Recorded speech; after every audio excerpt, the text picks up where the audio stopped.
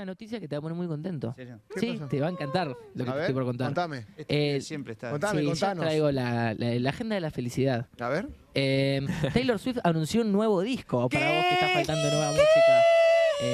Sí, señor. Vamos, todavía. Lo anunció ayer, lo anunció en el podcast de su Dorima, Pero Travis Kelce. ¿lo anunció oficialmente o hizo como esos anuncios? Porque Taylor tiene mucho una cosa de que tipo te tira como hints, como dice como tipo... No le bajé la noticia a acá Sacó mi el amigo. peló el vinilo, abrió un valijote así, peló el viniloide y dijo, este es mi nuevo disco. listo, re piola, mirá qué genial. Lo hizo en el podcast de su Dorima, está por decir, de Travis Kelce, lo cual es como básicamente si Emilia Mernes se pone de novia con Azaro y anuncia su próximo disco en el programa de Azaro, Mirá. es lo mismo. ¿Y con Elio Rossi o no? Es como el Ali. Claro, ahora está Elio Rossi dando vueltas ahí. Claro. Como el Ali que va al stream podcast de Pedro. Claro, y- pero es más raro acá porque es un stream deportivo. Es rarísimo, pero bueno, le hizo la... Claro. Es un podcast deportivo, bueno, le hizo la gauchada Me encanta. Taylor y cuando leí la noticia, obviamente, bueno, había un montón de Swifties muy contentas, otra gente que estaba diciendo, no, este disco va a ser muy malo, gente que no le gusta a Taylor, que la bardeaba, y a mí se me despertaron un montón de curiosidades, como de costumbre cada vez que veo algo, y se me ocurrió armar una columna porque Taylor ya es una artista consagrada, de hecho este disco no le va a cambiar la vida, no le va a hacer nada, puede fracasar, puede triunfar, Coquillita. y su vida va a seguir igual. Nah, Taylor Entonces, nunca fracasa. me parecía muy interesante el proceso y armé una columna que se llama Siguiente diapositiva, por favor. De hecho, primera diapositiva para introducirme a la columna. Vamos a hablar un poquito del el proceso de cómo es hacer un disco a todo ojete. Es De uno. De uno. Ahí dice culo. Con De la uno, camiseta de Boca. Posaderas. Está bien. Es una búsqueda artística, yo sé sacar los fondos de los PNG, puse uno que sí y otro no. Vamos a hablar cómo es la creación de un disco, básicamente desde que empieza en la mente del artista o de la discográfica que quiere producir esta obra, hasta que llega a los oídos de cualquier simple mortal. No vamos a tener el proceso más romántico, porque es un proceso de, como dice el título, un disco a todo culo, con toda la guita del mundo, en 10 u 11 simples pasos. Wow. Esto, repito, es desde que se le ocurre al artista hacer un disco hasta básicamente que llega a los oídos y a las plataformas. Impresionante. El primer paso es el norte creativo. Y quiero aclarar que también el fin un poco de esta columna es como mostrar la cantidad de gente que en realidad labura como en todas las cosas de la vida. Claro. Lo O sea, que sale a escena es una cosa. Taylor no está sacando un disco. Todo un equipo de personas está sacando un disco. Exactamente. De Perdón. hecho, una empresa está sacando un disco. Una empresa. ¿El norte creativo es un rebuje nuevo nuestro? Sí. Sí. El norte creativo fue el título que le puse al primer paso, pero me pareció gracioso. Pensé que había nacido otro departamento dentro de la estructura. Y que Taylor sea de Boca Anoten. Me también. encantaría. El norte creativo. El norte creativo, Nera, Que era patentalo. un 10.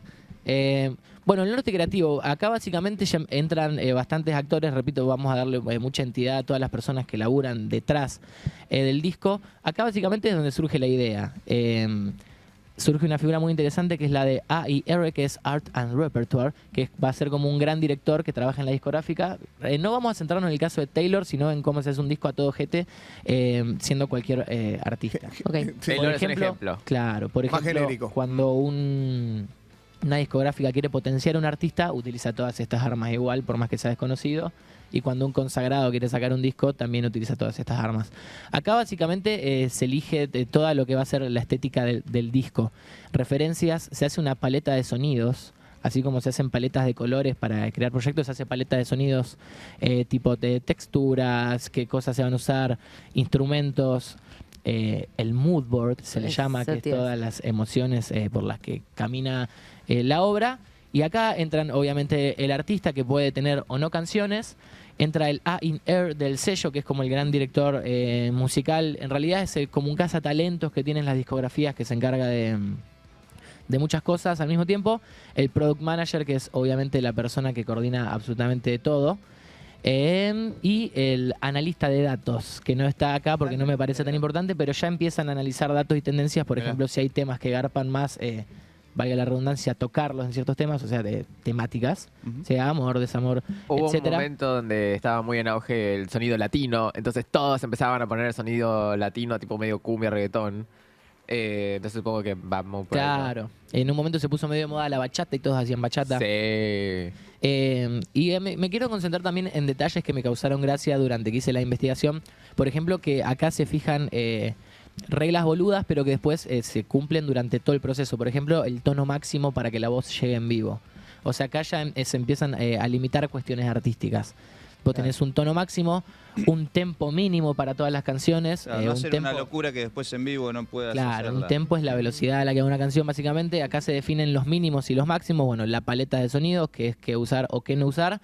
E incluso se prohíben palabras, conceptos o temas, en caso de que algún artista evite algunos conceptos. Siguiente diapositiva, por favor. Acá empieza un proceso muy divertido que es el de composición y writing. Esto es muy flashero. Acá básicamente es lo que dice composición y writing. Se escriben, se crean las canciones, se componen. Se pueden hacer en temas de sesiones 1 a 1, que es básicamente se junta una persona, el productor, un top liner, que es como un compositor, pero solo de melodías. Pensé que era un chicle. No lleva la R al final. Y otra que se enfoca en la letra, que es básicamente el letrista. O sea, ya tenés 3 personas trabajando para componer una canción, puede estar el artista o no. Se juntan en un estudio, tiran ideas, hacen como un brainstorm musical. Bien. Improvisan, escriben parte por separado, prueban melodías, etcétera. O estas son sesiones 1 a 1, pueden ser en campos de composición.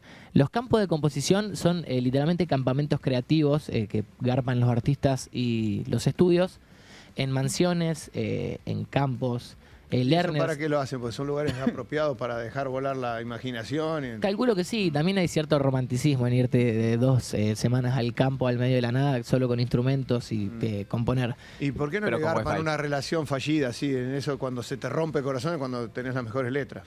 Y porque viste que cuando por ahí en los discos debut de los artistas que quieren potenciar la discográfica no le dan tanta libertad artística, Ah, ok. o incluso... Le marcan la cancha. Repito, no es el proceso más romántico, es más Ok, mecánico. ok. Pero es como se manejan los grandes players. Ah, bien. En estos campamentos creativos pueden haber de entre 10, 20, hasta 50, 100 compositores laburando al mismo tiempo o en paralelo en salas distintas. El Lerner siempre cuenta que él en un momento iba a campo. Lerner es compositor, escribió muchísimas, Alejandro Lerner escribió muchísimas canciones para muchísimos artistas y él siempre contaba que iban en unos castillos en Inglaterra con monstruos. Es como toda una aristocracia artística la que se junta ahí, que es la gente que tiene muchísima plata porque compone canciones para todos los grandes tipo de la música internacional. Acá quienes se juntan, bueno, los compositores, que son los que componen un poco en general, los top liners que se encargan de las melodías, es decir, hay gente que son compositores, pero exclusivamente de melodías pegadizas. ¿Puedo pedir un poquito de agua, por favor, a alguien? favor. Toma, mirá. No sé si será posible en la vida. Entran los beatmakers y productores, gracias Ezequiel. El productor es el que se elige, hace como la ruta. El productor es el que hace la ruta para Muy que bien. el tema camine. Puede Están- tomar agua si Sí, por quiere. favor. Sí. Mira, sí, hagamos mientras una tanto pausa. hablamos. Muchas bandas hacían eso en otro rubro. Las bandas exitosas que han compuesto discos exitosos se alejaban de la ciudad y justamente alquilaban un castillo en el medio de la nada y sí, iban con su gente, quizás no tanta gente, pero sí necesitaban un productor. Claro. Pero la banda se encerraba y se encontraba a sí mismo en el medio de la nada. De hecho, Es que es una en la situación película linda. sobre que narra una parte, o la vida en realidad, de Freddie Mercury, Bohemia, Rhapsody Bohemia, Claro, es verdad. hay una parte donde van a componer un disco y se cierran en una casa de Claro, campo. sí. Vamos a componer el disco, Claro. listo. Es un mes en una casa en el medio del campo. Como Claro. hizo Flor Viña. Claro. Real, hizo eso. ¿Cuál? hizo eso. ¿Se fue a un writing Se fueron, así, ponele que fue hace, no sé, un año atrás, que se tomó no sé cuánto tiempo y se fue a un campo con todo el equipo. ¿Y le fue también como a Freddie Mercury? No, ni hablar. Ay, pobrecita. Muy bien, entran compositores, top liners, productores, beatmakers, que son los que se encargan de hacer el beat, que es básicamente la parte percusiva de una canción. Muchas veces no está tocada la batería por un humano, está hecho por compu, eso es un beatmaker, el que hace el beat. Quería hacer como una cuestión de costos, pero es todo muy subjetivo, pero más o menos un productor indie de Estados Unidos, que igual los productores indie de allá tienen muchísimas mejores cosas que los productores indie de acá, Ujú. por lo general, te puede cobrar desde 2.000 a 10.000 dólares. Básicamente, algunos por disco, otros por canción. Obviamente los que tienen más temas producidos que la pegaron cobran muchísimo más, tienen un calle más caro. Pero bueno, acá se componen las canciones que hasta ahora son solo ideas un poquito ensambladas. Escuchá, tiene un Sí. dato sin dar nombres. A ver. Tiene que ver con la ciudad. Y no doy nombres porque no De quiero nombres, involucrar de a nadie. nombres. No. Pero Rocío después lo doy Vidal si querés Díaz. en privado. Pero acá un productor renombrado para hacer un tema, grabártelo, producírtelo, grabártelo y dártelo cocinado, 800 lucas. Bueno, y 800 dólares. Ujú. Mira, buena data. De precios nacionales. Siguiente diapositiva, por favor. Ya casi estamos por crear nuestro primer hijo musical. Vamos a hacer demos y preproducción, que es básicamente donde se arma el esqueleto. Siguiendo las reglas que establecimos en el primer paso, se hacen maquetas que son como el primer boceto de una canción. Es como el borrador que vos le mostrarías a alguien si querés explicarle cómo querés que suene la canción. Es literalmente un borrador que usa tropos, está todo muy exagerado. Hay veces que ni siquiera está el tema entero, es un minuto que muestra como los distintos climas de la canción. Sí, un boceto. Y vamos a explicar medio rapidito cómo es el esqueleto de una canción. La primera parte es la estructura, que son las partes, es decir, cómo están ordenadas, cómo se arma, si empieza más suavecito, si tiene un preestribillo, si tiene un puente, si tiene un final, si se va en fade out, que es cuando se baja el volumen. Después tenemos el tempo, que es básicamente la velocidad, si va rápido, va medio, es un lento, tiene groove. Y después está la tonalidad, que es donde más peso tiene el cantante, porque normalmente depende de su amplitud, su rango vocal. Para eso se elige la tonalidad. También se miran mucho, depende de los instrumentos que vaya a tener cada canción, porque hay instrumentos que en ciertas tonalidades suenan mejor. Un datito. Acá siguen entrando productores, acá entran los arreglistas, que son personas, es un trabajo divertidísimo, que básicamente se encargan de pequeños detalles de la canción que después pueden pasar desapercibidos o no. O Algunas no. veces se valoran detalles que ordenan una obra. Tenemos el Music Contractor, que es un trabajo también divertidísimo, porque es más o menos el que empieza a dirigir la batuta musical. Tenemos programadores, porque los instrumentos, repito, son muchos virtuales, entonces alguien necesita programarlos. Y como siempre, los queridos productores que están fijándose que todo salga muy, muy bien. Siguiente diapositiva, por favor. Esta es una parte divertísima, este es el casting de la banda, es acá donde los músicos que trabajan para discográficas o freelance o que están asociados a algún tipo de sindicalización, al menos en Estados Unidos, van a postularse para poder ir a esta banda. Acá se arma la orquesta con un orden de prioridad bastante... Sí. Tengo una duda. Frénenme no son ustedes. siempre. No, pero es más, Está bueno eso. mejor porque no te interrumpo. Bueno. En este caso, por ejemplo, Taylor, ella no tiene su banda y no son los mismos los que. Esto es una Depende. duda porque, o sea, siempre se hacen castings o si alguien tiene su banda. Es una gran pregunta la que haces a Mai. Ponele, su guitarrista, que es Paul Sidotti, toca desde 2007. Hay otros que van rotando. Tiene mucho peso el artista, sobre todo por la cuestión del vínculo, pero por ejemplo este Paul graba canciones solo que queden en su onda. Él gira con ella, todo está siempre, quizás incluso le ayuda a componer, pero graba solo lo que entra como en su rango Su wave. musical, claro, en su onda. Para elegir los músicos, el productor es el que manda, básicamente es como el director de una película. Normalmente tienen una lista con ciertos músicos que ya saben, que ya han laburado. Normalmente los productores tienen esos músicos que ya son cercanos, que saben cómo se manejan, que quizás ya laburaron en proyectos similares y van a entender cómo va la idea. Entonces muchas veces esos ganan y quedan como un equipo base. Por ejemplo, el productor, uno de los productores de Taylor, que es Jack Antonoff, usa siempre el mismo baterista y otro sintetizador, que siempre son como la base de los temas más electrónicos. Estos son músicos de sesión, normalmente, a no ser que el equipo sugiera a algún integrante, como por ejemplo Taylor, que pone como ley que su guitarrista es ese. O cualquier artista que tenga peso, ¿no? Pero normalmente manda el productor. Es más, se ve en la peli de Bob Dylan hace poco, que la recomendé en la anterior columna de Escuela de Rock, la cual está subida a YouTube, que en un momento le cambian toda la banda y el loco se recontracaga puteada y al final la banda la rompe. Pero básicamente manda el productor. De una. Salvo ejemplos como Taylor, que es una persona con mucho poder de decisión sobre la obra final. Pero si no, siempre manda el productor. Por eso, ponele en los Tiny Desk, viste que por ahí los ves en YouTube. Exacto. Los músicos no son los músicos, por ejemplo, Sí, o sea, no son los músicos Son que salen a músicos de girar, sesión. son músicos Lo que contaban Paquito y Catriel, el del Tiny Desk de Paquito y Catriel lo vieron todos. Los 3 grones que tocan los vientos, que son unos fenómenos, los conocieron ese día. Claro. Les bajaron una partitura y tocaron el arreglo que ellos habían compuesto, pero los conocieron ese día. ¡Ah, qué capo! Lo cual es muy flashero, que probablemente le hayan pegado 1 o 2 escuchas a las canciones y las tocaron. Y ya dijeron es como tipo, impresionante. ya la tengo. Quédate tranquilo, flaco. Claro. Fumá. Bueno, normalmente los que eligen a esa sección son los arregladores y directores musicales. Pues si tiene cuerdas, ellos tienen su grupito de cuerdas. Si tienen vientos, tienen su grupito de vientos, como el Tiny Desk. Tiny Desk trabaja justo mano a mano con un sindicato, me parece, de músicos. Allá están muy bien organizados, la verdad, en comparación acá.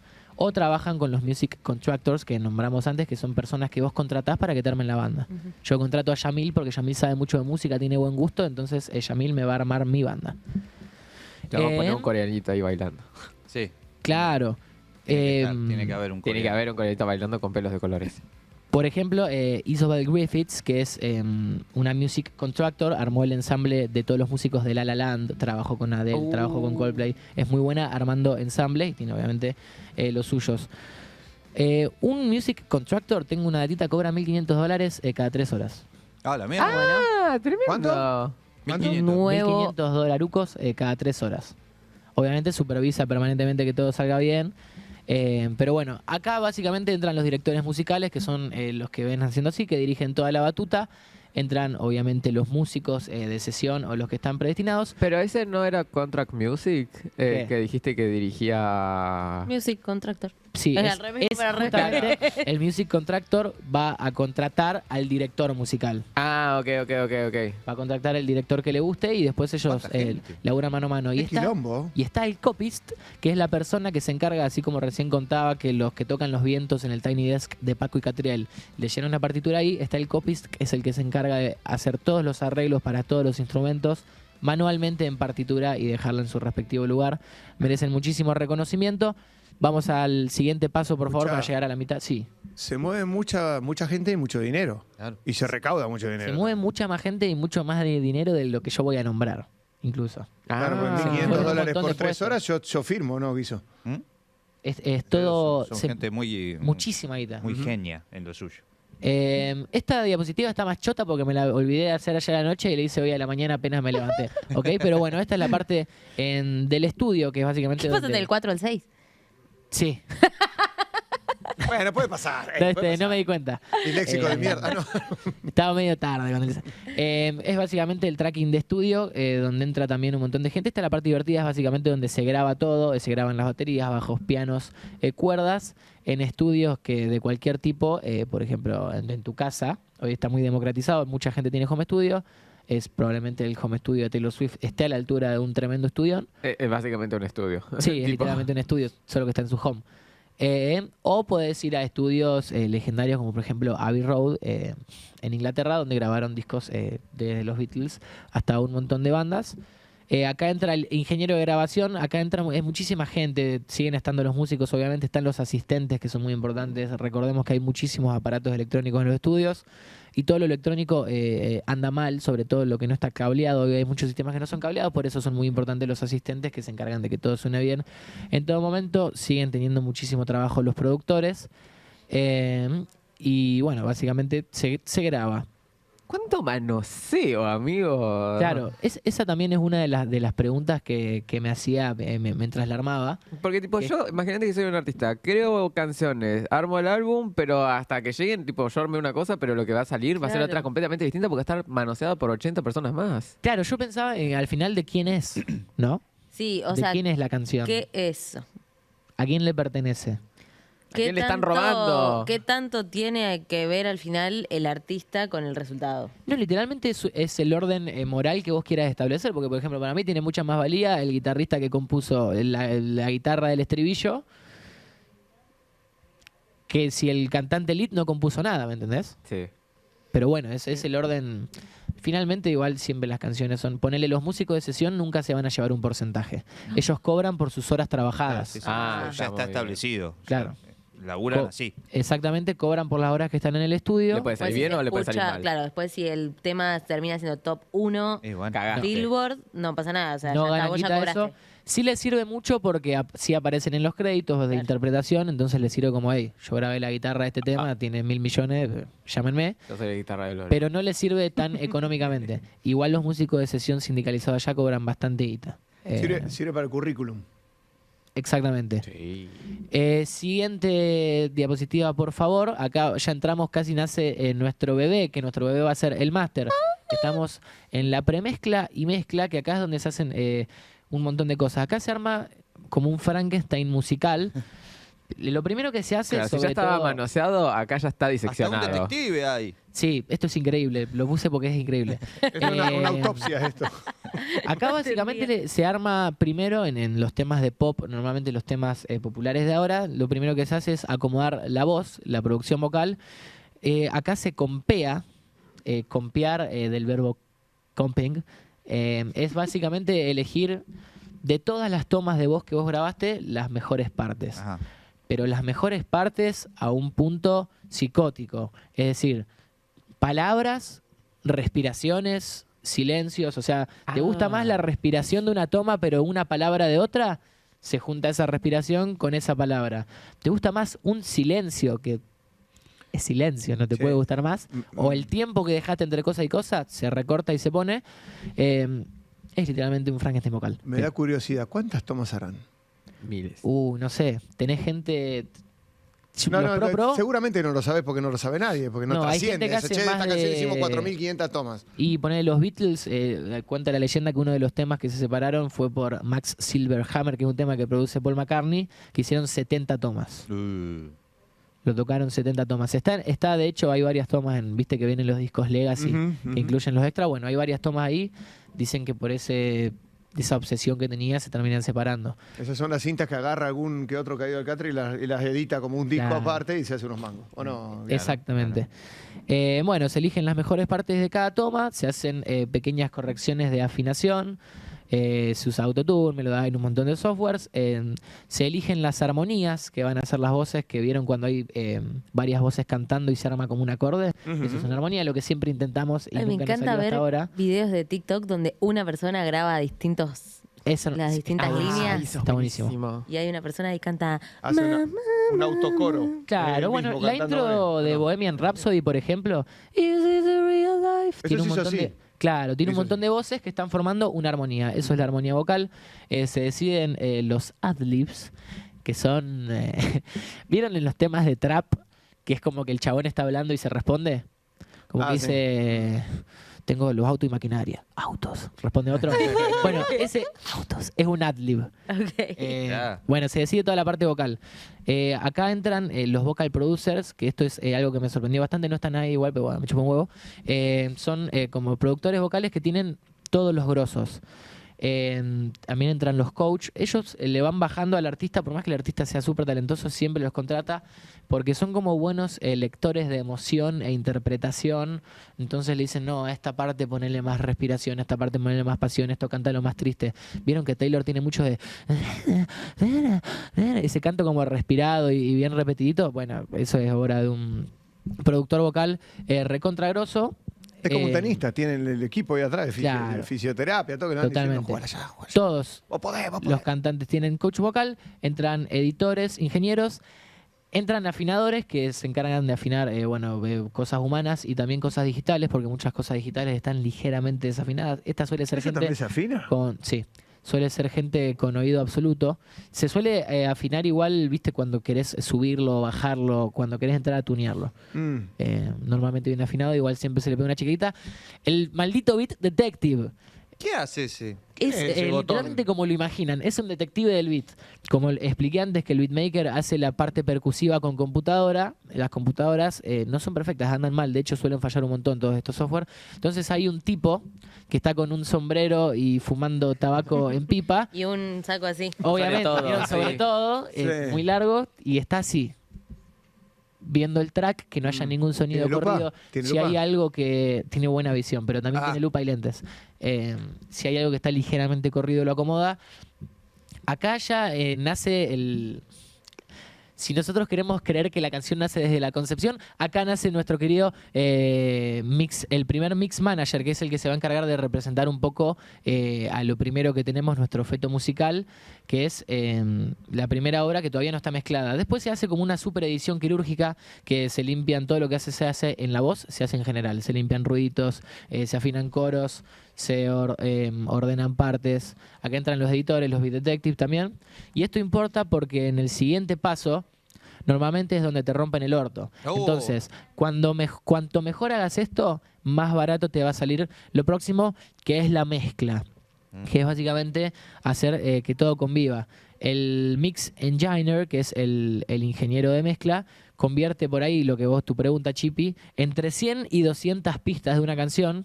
Es decir, hay un programita, para la gente que nunca entró a un programa compu de edición de música, vos tenés es como, ¿vieron una lista de amigos? En Facebook, la vieja lista de amigos que está a la derecha. Bueno, así, pero cada amigo es un instrumento o un sonido que está en la canción. Escucha, pará. Sí. ¿Te sale más caro porque si no el ingeniero de sonido te hace esas correcciones que no hizo el beat? Tiene que laburar más. Claro, Tiene que laburar más y más lento. Entonces ellos te cobran por tiempo. Es fundamental la mezcla. Te diría que es la parte más importante. Hace balances, ecualiza, balancea volúmenes. Por ejemplo, si una parte del estribillo que naturalmente uno canta más fuerte, valga la redundancia, más fuerte, él la acomoda para que todo quede a un mismo volumen, a una misma onda. Ecualiza, que es básicamente sacar lo que sobra y potenciar lo que falta, hablando en sonidos. Comprime, eso es básicamente que estamos hablando de que quede todo al mismo volumen. Hace los paneos, que es cuando vieron que ustedes escuchan con Auris, algunas cosas suenan acá y otras suenan El acá. famoso efecto estéreo. Exactamente, para la música que esté en estéreo, podés elegir de qué lado suena cada cosa. Y bueno, le pone efectos que son como texturas. Acá normalmente los artistas es donde se la suelen volar. Por ejemplo, ¿conocen el tema Blinding Lights de The Weeknd? Es reconocido. Sí, yo sí. I'm blinded by the lights. No tengo nada de voz. No. Ahí va. Bueno, acá The Weeknd pidió que la mezcla recree un túnel de neón, por ejemplo. Que cuando vos lo vas pensando, tiene un poco de sentido por cómo suena el tema. Eso lo hace cuando está muy falopeado. Claro, básicamente. Un poco. Y bueno, acá también se hacen un montón de versiones. Se hace la versión instrumental, la versión a capela, la versión para tele, que por ahí tiene censurada algunas palabras. Se hacen los stems, que son como las pequeñas partes que los masters después le venden a los DJs para hacer un tema, un remix. Mirá. Cuando vos querés hacer un remix de un tema, bueno, vos tenés que comprarle al que mezcló todo esto, todos los tracks. Entonces vos podés hacer tu remix y tenés todos los recursos de la canción original para usarlos vos. Muy bueno. ¿Puede eso? ¿Es legal? Sí, sale recontra caro. Hay legales y no Es lo tantos. que Hay otros remix decía truchos. Bebu ¿no? Pirata. cuando vino, que ella le compraba a los DJs, Claro. a los masters, no. Uy, Claro, ya me las los empresas. stems. A los Los recursos stems. de la Ella canción. compraba mezclas directamente de algún DJ. Porque hay No, DJ pero que también hacen dijo que compraba tracks para después hacer sus ok. propias. Sus Claro. propias mezclas. Igual normalmente cuando mezclas la mezcla te vienen, o cuando te compras una mezcla, perdón, te vienen todos los tracks ya configurados. Entonces vos mira. tipo podés modificarla o no, jugar. De hecho podés comprarla para ver cómo se hizo, el por qué, estudiarla. Eso se hace mucho en ingeniería de sonido y todo Me eso. imagino el Vasco produciendo un tema con todo ese quilombo. Por eso digo que no es el proceso más romántico, sino el más mecánico. Siguiente diapositiva, La por mezcla- favor. Hacémelo con olor a chori la mezcla, por favor, que salga así. Sí. La parte más importante, el máster. Básicamente, ¿qué es lo que hace? Encargarse de que todo suene en todo momento, para todos los lugares y todo el mundo bien. Igual a volúmenes, hace la versión que está hecha para que se escuche desde el celu, otra que está hecha para Auris, otra que está hecha para autos, los famosos radio edit. Editan cosas pensando normalmente en que la gente escucha mal música, porque la gente la escucha mal, la escucha por el celular, hay un montón de cosas que no se perciben. Entonces tienen que meter un montón de frecuencias, que es todo lo que suena en la canción, en algo así. ¿Puedo decir Que que es el piensan celular. para que se escuche en cada dispositivo bien? ¿Lo piensan en todo eso? ¿En Sí, todos esos detalles? Obvio. De hecho, hoy las plataformas tienen sistema, viste, que el celu te detecta si vos tenés Auris o no. Sí, Te claro. reproduce dos masters distintos ahí. Si usas el celu con parlante o si usas auriculares. Ah, no sabía ese dato, mirá. Claro. Cosas que uno se entera todos los días. Bueno, eso este brother es el que te rompe el culo con la plata. Claro. Pero aparte, este tipo no es que es exclusivo, porque uno pensaría que como nos estamos moviendo en todo ambiente de guita, de gente muy exitosa. No, vos si tenés la guita le podés mandar tu tema con los tracks y él te lo va a masterizar. Sí, claro. El tema es que ya tiene que estar mezclado y un montón de cosas. Él solamente lo hace libre para todos los formatos. Acá entran los asistentes del máster, como siempre los estudios fallan mucho, ingenieros en masterización y productores que tienen un rol muy importante. Siguiente diapositiva, por favor. Igual este tipo, si le mandás tu laburo, te va a decir en esta calidad, con esta definición, con Claro. este peso, claro. Viene una parte que es medio en volante, pero es bastante más divertida de lo que pensé cuando me la puse a estudiar, que es básicamente el embole legal. Acá entran editoriales, abogados, también productores, se hace el primer contrato. ¿Qué se hace acá? Se empiezan a hacer los split sheets, que son los porcentajes de autoría, básicamente que le toca a cada persona. Claro. Los registros de obra y fonograma, que ahora lo vamos a explicar más o menos rapidito, se hace, por ejemplo, si la canción tiene samples, que es poner un pedacito de otra canción dentro de la canción misma, se chequea que esté todo legal. Acá entran abogados, editoriales, mucha gente de traje, de mucha plata. Básicamente, la división para las regalías es con qué escribió cada uno. Normalmente le suele quedar todo a la persona que está agarpando todo el proceso, que suele ser la discográfica, y después al artista le termina quedando un pequeño porcentaje. Hay un montón de gente en el camino que no cobra, sí. Ujú. ¿Hay un registro de canciones a nivel internacional o cada canción o cada letra y cada música se registra en tu país? Buena pregunta. Normalmente tienen entidades nacionales los países, pero todas utilizan un mismo formato. ¿Ok? Siempre Es todo se universal el registra igual. formato. Claro. El formato es universal, que es lo que iba a explicar del fonograma y la obra. Bueno, acá cuando se empiezan a pelear los porcentajes de la canción es muy bueno porque hay muchas anécdotas de gente, porque vieron la cantidad de gente que está involucrada en Es el proceso. muchísimo. Normalmente en Tremendo. los estudios hay aún más gente que simplemente está laburando en el estudio y quiere ir a ver, porque hay un chabón grabando, quiere ir a ver. Y qué sé yo, hay anécdotas que capaz que vos estás en el estudio grabando y yo te digo, che, hacelo más funky. Y te dije eso nomás, si tu tema ya estaba hecho, entonces yo te pido un porcentaje, te puedo denunciar, nos podemos recontrapelear, yo puedo alegar que mi idea... Le dio el color a tu Claro. álbum. O tipo, sea que participás a nivel propiedad intelectual. Depende parte. si ganás, probablemente no ganes si solo Sí, dijiste sí. hacelo más Claro, funky. si no hay pero, un contrato, algo escrito, claro. aparte. Normalmente si alguien te da una de esas buenas ideas se suele devolver más cariñosamente, tipo si está en una entrevista, decir, no, tal me dijo esto y la verdad que quedó mortal. Ah. Que lo hacen mucho los de Miranda. Está buenísimo. Bueno, embole legal, nada. Es esto básicamente, registrar los temas y esto que vos preguntabas, Chipi, de si cada país tiene su entidad. Sí, acá por ejemplo está SADAIC, en Estados Unidos no hay SADAIC, es otra, pero se registra la obra y el fonograma. La obra se registra partitura y letra, básicamente, que es partitura y letra, no hay más que eso, es la música. Sí. Y después está el fonograma, que es el botón de todo esto, porque el fonograma es como esto, y no sé si se entiende con esta señal que estoy haciendo. Tipo es un como, electrocardiograma claro. de música. Sí, que es lo que se detecta, entonces saben a quién pagarle. Por cada fonograma reproducido de esa canción, cobra el de la obra. ¿Me entendés? Por ejemplo, Rezo por Vos, de Charlie de Spinetta, está registrada como obra una sola vez. Pero capaz que hay 50.000 fonogramas de toda la gente que la hizo como cover. Entonces, cada vez que suena esa canción, mediante el fonograma, las entidades ya saben a qué obra pagarle. ¿Se entiende? Sí. Perfecto. Siguiente diapositiva. Por favor, esto me pareció completamente divertido. De hecho, obvié toda la parte visual. Quiero hacer un disclaimer, no vamos a poner arte visual y todo eso, que es súper importante cuando se hace un disco. Es literalmente la parte que más me gusta a mí. Va a quedar afuera porque no me divirtió cuando lo estaba leyendo. Pero sí me divirtió esto, que son hackers y paranoia. ¡Sí! Esto es tremendo. Porque ¿Hay reptilianos? hay reptilianos, hay hackers, literalmente como ustedes los imaginan, que son gente frente a un escritorio Sí. con una pantalla con números verdes, hackers de verdad. Encapuchados. Cuando el disco acá ya Con lentes de nació, sol. el disco está terminado, ya se hizo el embole legal, se dividió, ya está la música mezclada, masterizada, todo hecho. Básicamente hay que asegurarse de que no te lo filtran y de seguir respectivamente toda la campaña que ya se hizo a esta altura. También lo saqué porque me pareció un embole. Hay que hacer una campaña, obviamente, para todos, se hacen campañas. ¿Filtrarlo qué es? ¿Tirarlo antes que salga? Claro. Claro, que te lo filtren. Eso se hace mucho, sobre todo en el género urbano. O sea, que alguien te lo piratee. Ah, mira. Eso todo, porque claro, puede parecer, no es tan grave, te lo sacan y listo. Pero O por ejemplo a Bad Bunny que le filtraron un disco y el loco lo aprovechó como estrategia comercial y puso me filtraron el disco. No era Bad Bunny, era Fade. Me filtraron el disco y le cambió de nombre al disco. Me filtraron el disco. Feliz año nuevo. Y lo usó como estrategia. Pero si te filtran, te caga normalmente un montón de cosas que vos tenés ya creadas por el productor. Bueno, básicamente, si se te filtra, gastaste un año entero laburando con una bandadita y te lo subieron a Telegram. Es una verga. Entonces, ¿qué hacen? Se hacen los NDAS. Son acuerdos de confidencialidad. Toda la gente que vimos laburar durante este proceso, que son un montón de gente, Tiene que firmar. y seguro dejé afuera, firman acuerdos de confidencialidad. Otro contrato, Guisón. Fuera la puta.